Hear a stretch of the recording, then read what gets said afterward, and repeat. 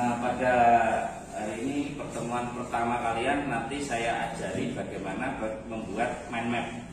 Mungkin tugas yang kemarin saya berikan dan kemudian banyak yang sudah mengumpulkan, itu sebagian besar memang saya cek itu banyak yang di luar aturan pembuatan mind map.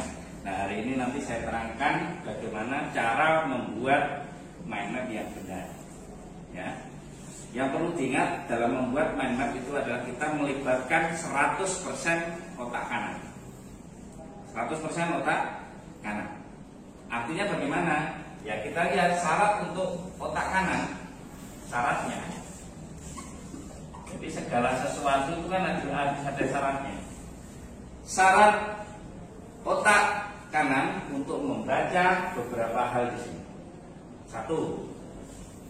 Gambar. Gambar ini adalah salah satu yang bisa dibaca otak kanan. Mungkin kalau kamu, saya ingatkan gambar ya. Gambar itu kamu peroleh pada saat kamu TK atau mungkin sebelum, ya.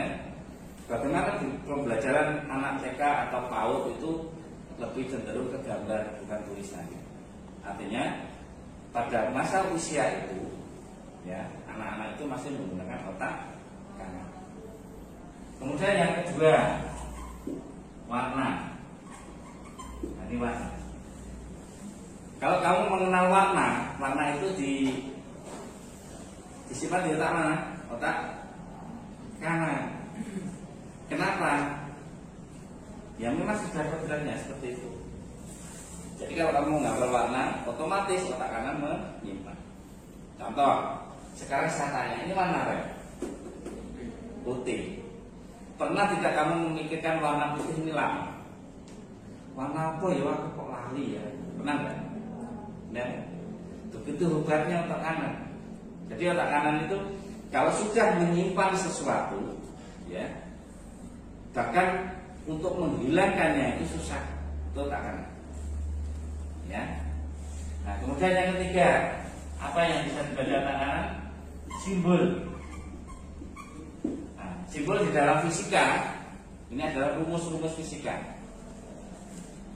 Coba kamu bisa membayangkan simbol yang kamu katakan sulit itu, atau rumus yang kamu katakan sulit itu, bisa kamu simpan di otak kanan sebagai warna misalnya. Nah, bisa bayangkan ya. Jadi kamu tinggal memejamkan mata begini, itu simbolnya sudah banyak sekali di sana. Kamu tinggal manggil Pak Ustaz. Ini belajarnya otak kanan. Yang keempat, kalau misalkan diperlukan kata kunci. Kata kunci berarti tulisan kata-kata itu ya. Kalau topik, bab itu kan mesti ada kata kuncinya. Boleh dikatakan kata kunci. Nah, kata kunci ini maksimal 3 kata. Maksimal 3 kata, nggak boleh lebih. Kalau lebih bagaimana Pak Gus? Kalau lebih ini nanti otak kiri yang membaca. Nah, Pak Gus pengennya kan kamu 100% membuat mind map. Ini otak kanan yang membuat. Ya, diingat-ingat.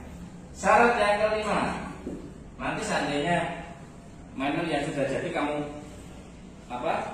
terangkan di LCD misalkan ya, di PT atau PowerPoint, kamu bisa melengkapinya dengan musik.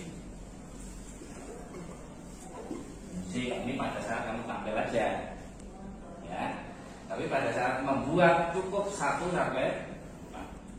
Ini pedomannya. Ya, ini pedoman untuk membuat mind. Nah, ini otak kanan. Otak kanan hanya bisa membaca ini, gambar, warna, simbol, kata kunci.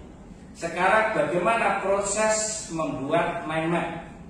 Yang pertama, kamu tentukan topiknya. Topik itu bisa berarti bab.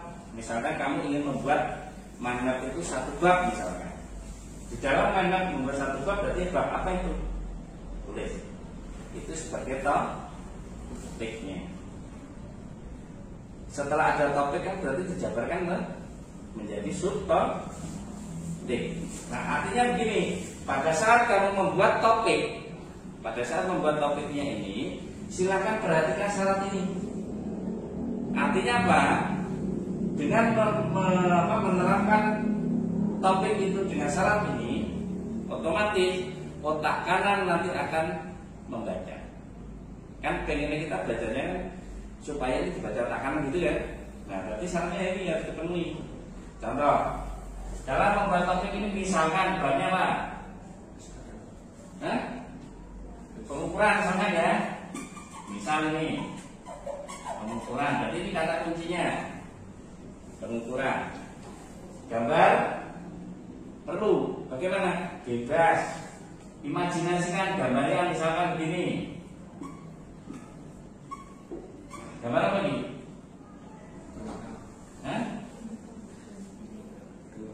Jadi nanti di dalam membuat mind map itu setiap anak imajinasinya berbeda.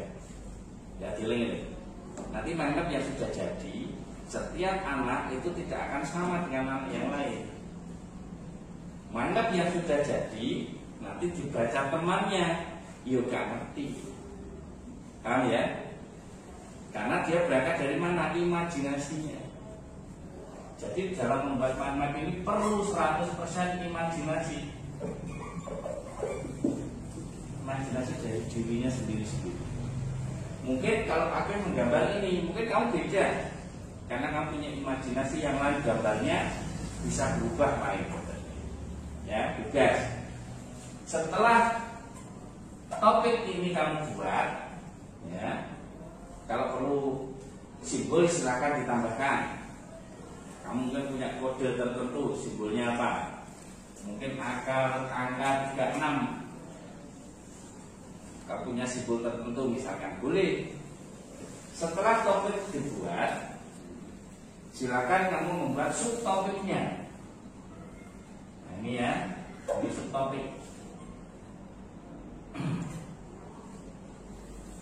Ingat ya, dalam membuat subtopik ini ada garis-garis ini.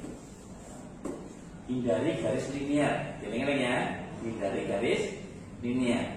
Setiap cabang yang dibentuk ini warnanya harus berbeda. Eling-eling ya, warnanya harus berbeda. Ini misalkan hitam, ini kuning, ini ungu, ini merah. Misalkan. Jadi di dalam membuat mind map, otak kanan sudah merekam warna hitam misalkan, ini membahas apa, warna kuning membahas apa. Jadi sudah tersimpan di sini. Oh, kalau saya ingat warna hitam, berarti saya membahas tentang ini. Nah, itu ya. Terus di dalam cabang ini, di dalam pembuatan cabang ini, buatlah cabang seperti ranting pohon, ya, atau sarap. Artinya semakin ujung semakin kecil. Ya, jangan ragu kalau jawab. Semakin ke ujung semakin kecil. Ranting pohon kan begitu. Nah, ini lebih khusus. Dan setiap cabang ini nanti kamu harus memenuhi syarat ini. Ya. Kalau terpaksa ada tulisannya, contoh tulisannya ini, pengukuran kan tulisannya. Kalau terpaksa silakan ditulis maksimal 3 kata. Kalau bisa hindari, ya, hindari kata-katanya. Jadi ini nanti kalau seandainya kamu butuh soal jangan ditulis soalnya, kemas dalam bentuk gambar. Soal kan bisa dikemas dalam bentuk gambar, kan? Silakan dalam bentuk gambar ditempel ini.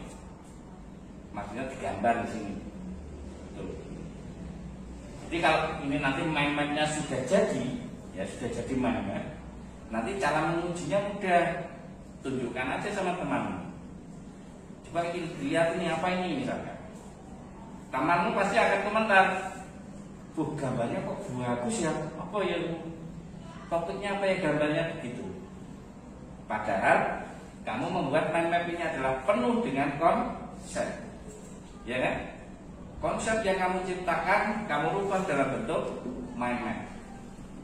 Tuh. Ada pertanyaan? Sudah? Sudah kamu laksanakan mana? Sudah? Yes, ya, silakan. Kalau ada ditanyakan. Oke.